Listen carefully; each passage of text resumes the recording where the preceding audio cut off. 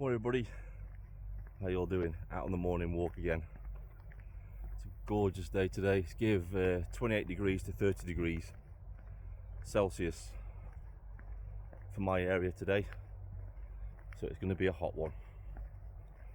So I want to talk about this because we all know how things are in this country. Things are getting worse by the day.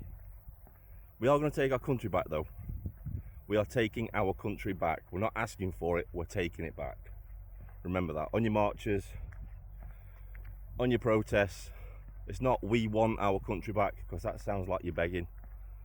Say we are taking our country back. That's what you need to say. That's the message. Tell yourself that every day. Believe in it and truly believe that we are going to take this country back.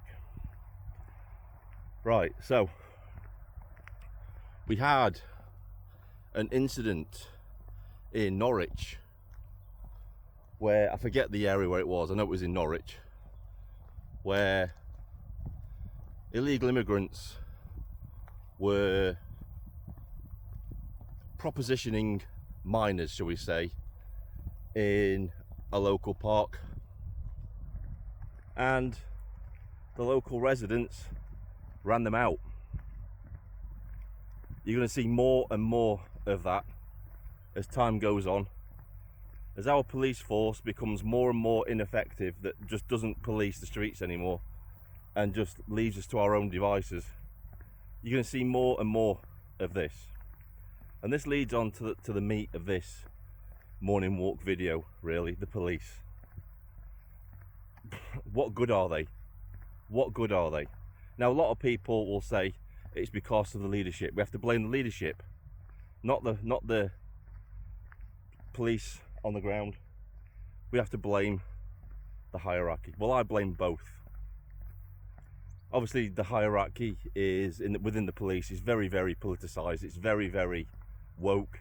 It's very left-leaning. They don't police without fear or favour anymore. That's blatantly obvious. And we know this. This isn't just a few police officers, a few bad apples spoiling a crop. This is entire police forces now, and it's all due to the hierarchy, all the way down to the officer on the street. That's who we blame for this. Because as Steve, my moderator, has said, because he's an ex-police officer, he said police have a legal obligation to uphold the law, to uphold their oath. If they're given orders that they feel are not in the spirit of the law, they're obligated not to follow those orders, as are the military. As you are as a soldier, you are obligated to follow the human rights laws. For everybody, not just for a select group of people in society, for everybody. If that's the line of the law that you're following, you have to follow it. How many times have we seen now, and this is all due to auditors and people that go out like me with a camera to these protests and record everything that happens. We know it's not just a few isolated incidents, not just a few officers that aren't up to standard. This is whole forces. I mean, take a look at my circumstances, right? The communist gala that I went to in May wasn't even policed. Heavy politicised march, very, very polarising what they were saying. They were walking around the streets chanting genocidal slogans. They were chanting, they were saying, build a bonfire, put the Tories on the top and burn the bloody lot. A few months ago, during the riots, saying something like that on social media would have got you a 3-year prison sentence. Nothing happens to the people who walk around the streets with banners and chant that in the streets, though, because it wasn't policed. There was no police there to police it, and you would have thought, with it being a huge public event, that you would at least have police there to police it in case of public order offences. But nothing. Not one single police officer was escorting them round or, keeping the peace at that protest. If it had been a patriot march with Union Jacks, Union flags, St George's Cross, it would have been policed up to the hilt. You wouldn't have been able to move for police officers breaking their necks to police a rally or a march like that on St George's Day. But when it comes to the communists, when it comes to the far left, they're treated with kid gloves. They can get away with doing anything they like, no consequences.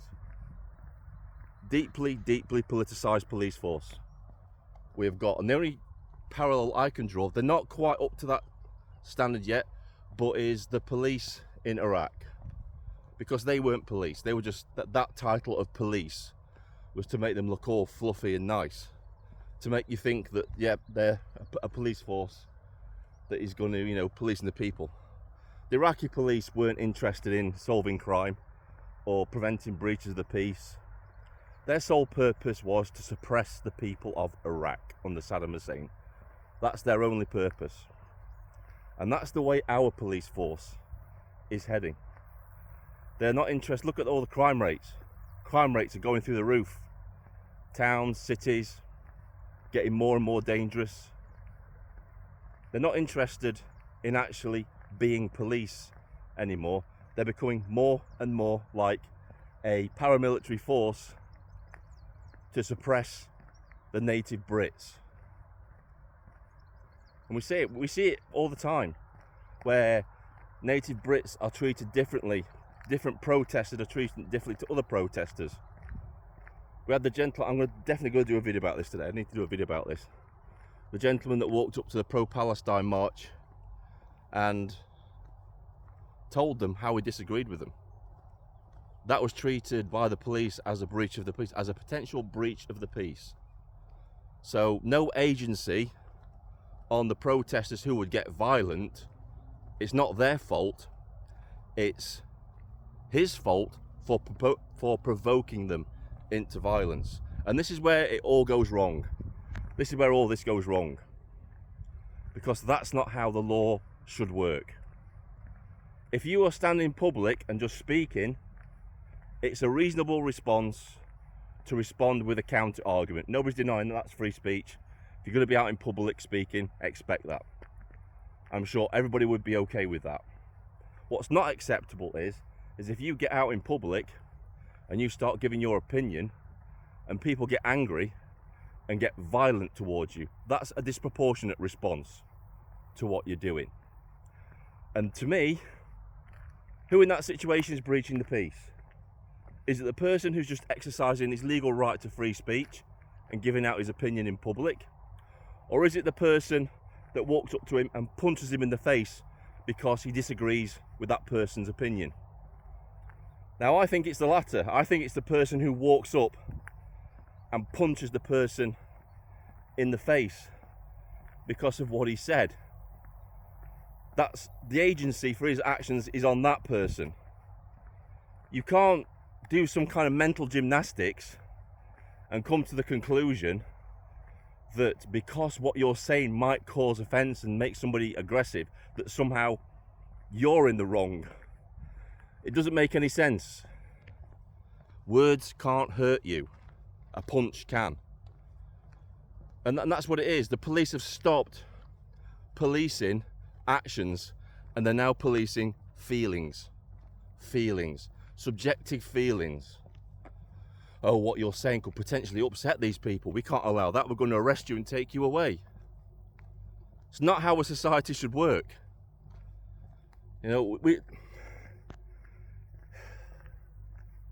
It's just got crazy, guys, hasn't it? The whole situation has got crazy in this country.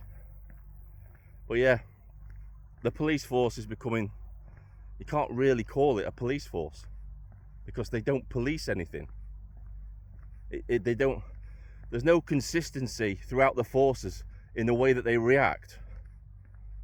It's inconsistent. It's like, if they feel something, then that could potentially get you arrested. If they're feeling a certain way on a certain day, you could get arrested for it. That's not professionalism. That's not professionalism. It should be consistent from day to day in how you administer the law. And this is another thing. The school, the police college of policing should be just disbanded, got rid of. Get rid of it. Get rid of it. Do a massive recruitment drive from the armed forces, ex-servicemen and women. Do that.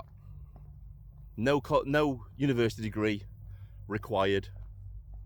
Do a massive recruitment drive of ex-military personnel and only recruit from ex-military personnel.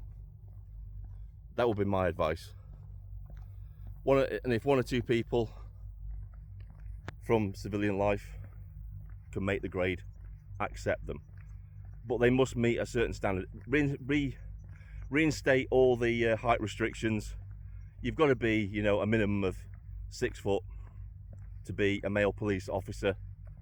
I would say probably 5'10" for a police woman. You've got to be fit enough to actually do the job. If you can physically pass, and they should bring in military style. I know they do, but they've like laxed the physical side of things to allow everybody in. You need to be of a certain physical standard to be able to do the job. And if you don't meet that standard, if you can't pass the physical tests, you don't make it. And that's not discriminatory. That's just proving that you can do the job. It should be tough to become a police officer because the job is tough itself, both mentally and physically. To me, they should be put through similar tests that our special forces go through to make sure they're mentally tough to do the job. That's what they should be doing. And while you're doing this massive recruitment drive for the police, start rooting out the officers that simply can't do the job and get rid of them. Get rid of them. That's what needs to happen. It won't happen, of course, because nothing is going to change. Nothing's going to change. Nothing's going to change until we say it's changing. That's a simple fact of the matter. Nothing will change. That's my thoughts on all of this. Anyway, I've rambled on enough. But tell me below what you think. What you think about all of this. Comment below. This is Vindicator. Sign off. I shall see you in the next video.